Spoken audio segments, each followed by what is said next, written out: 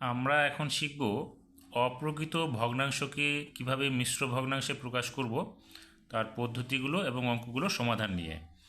এখানে 110 পৃষ্ঠার যে অঙ্কগুলো রয়েছে সেগুলো হচ্ছে অপ্রকৃত ভগ্নাংশে মিশ্র ভগ্নাংশে পরিণত করার পদ্ধতি। তাহলে এখানে আমরা এক এক করে অঙ্কগুলো দেখি কিভাবে আমরা অপ্রকৃত ভগ্নাংশগুলিকে মিশ্র ভগ্নাংশে পরিণত করতে পারি।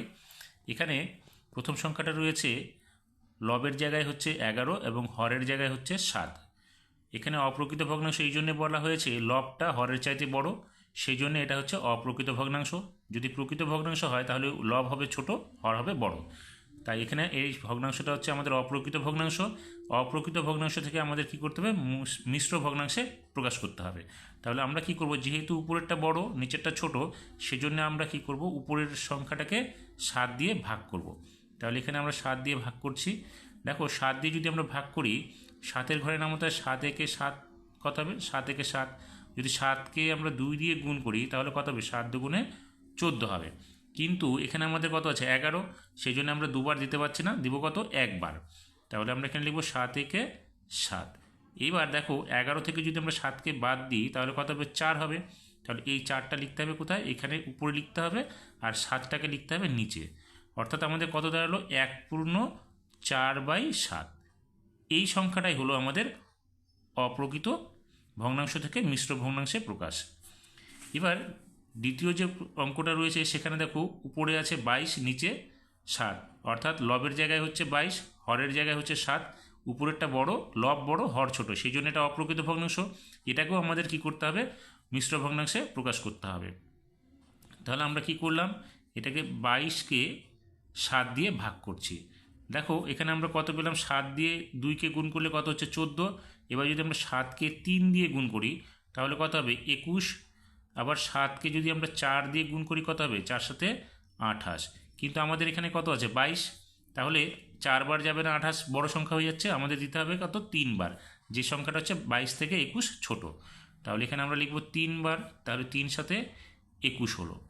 এবার 2 থেকে 1কে বাদ দিলে কত হবে, 1 হবে। আর 2কে বাদ দিলে কিছুই থাকবে না। এবার আমরা কি করব, এই 1টাকে এখানে 3-এর পাশে দাগ দিয়ে উপরে লিখব, এবং যেই সংখ্যাটা দিয়ে ভাগ করলাম সেটা আমরা নিচে লিখব। তাহলে আমরা কত পেলাম, তাহলে 22/7-এর পরিবর্তে আমরা পেলাম হচ্ছে 3/1/7। এটাই হচ্ছে অপ্রকৃত ভগ্নাংশ, আমাদের মিশ্র ভগ্নাংশে প্রকাশ।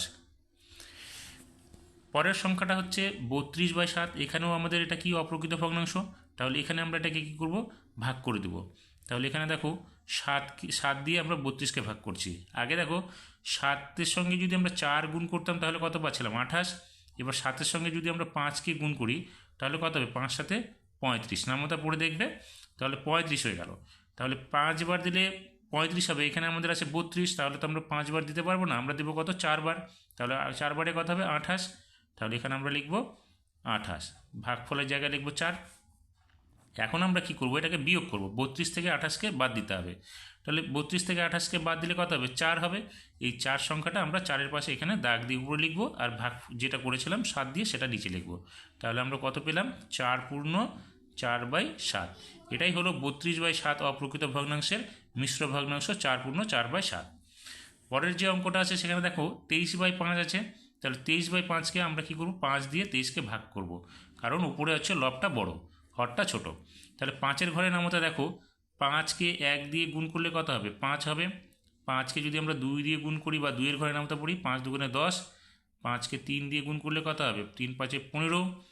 5কে যদি আমরা 4 দিয়ে গুণ করি তাহলে 4×5 = 20।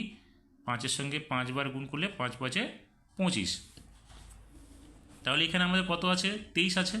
তাহলে তো আমরা 25 দিতে পারবো না, তাহলে 5 না দিয়ে আমরা কত দেবো, 4, যেটা 23-এর থেকে ছোটো সংখ্যা হবে 20। তাহলে এখানে আমরা লিখব 4, অর্থাৎ 4×5 = 20 হলো। এইবার আমরা বিয়োগ করব, বিয়োগ করলে 3 থেকে 0 গেলে এখানে কত হবে, 3। তাহলে এই 3টা কী করব, আমরা 4-এর পাশে উপরে লিখব দাগ দিয়ে, এবং 5কে নিচে লিখব। তাহলে কত হলো দেখো, 4×3/5। তাহলে এখানে লিখব 4×3/5। এটাই হলো আমাদের মিশ্র ভগ্নাংশে প্রকাশ। পরের যে অঙ্কটা আছে দেখো 17/4। তাহলে 17/4 যে সংখ্যাটা, সেখানে উপরে লবটাই বড় হয়ে গেল, হরটা নিচে, সেটাও কি হলো, অপ্রকৃত ভগ্নাংশ। তাহলে এই অপ্রকৃত ভগ্নাংশকে আমরা কি করব, মিশ্র ভগ্নাংশে প্রকাশ করলে এটাকে ভাগ করে দেবো। এখানে 17কে 4কে আমরা 17কে আমরা 4 দিয়ে ভাগ করব। তাহলে 4-এর ঘরের নামতা পড়ো, দেখো 4 4-এ 16, 4 5-এ 20, 5 বার দিলে 20 হয়ে যাবে, 17 থেকে বেশি, তাহলে আমরা কতবার দেবো? 4 বার দেবো। 4 4-এ 16 হলো। এবার 7 থেকে 6কে বাদ দাও, কত হবে? 1 হবে। আর এখানে 1 থেকে 1 বাদ দিলে কিছু থাকবে না, এই 1টাকে কী করবো আমরা 4-এর পাশে দাগ দিয়ে উপরে লিখবো এবং 4টাকে নিচে লিখে দেবো। তাহলে কত হলো আমাদের? 4 পূর্ণ 1/4 হয়ে গেল মিশ্র ভগ্নাংশে প্রকাশ। এবার একের যে ক নাম্বারটা আছে সেটাতে দেখো 21/4 আছে, এখানেও লব বড় হর ছোট, তাহলে হর দিয়ে আমরা লবকে ভাগ করব। তাহলে এখানে হলো কত? 21।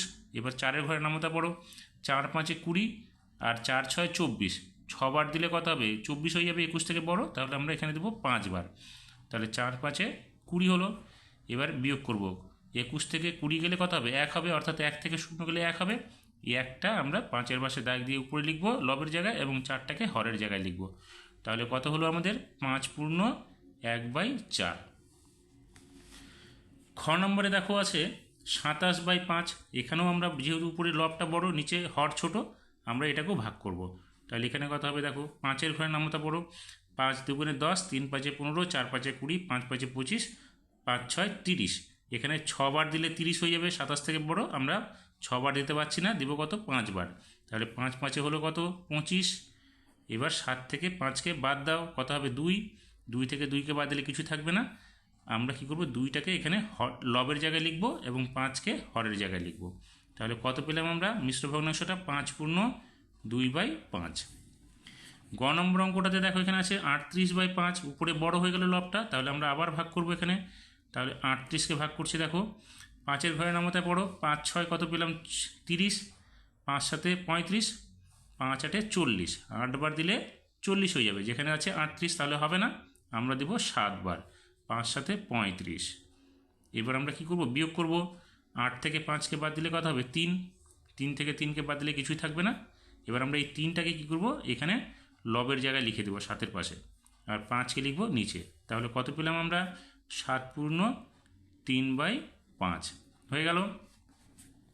এখন ঘ নম্বর যে অঙ্কটা আছে দেখো 54/7, তাহলে উপরে বড়, আমরা উপরে বড় থাকা এটাকে আবার ভাগ করব।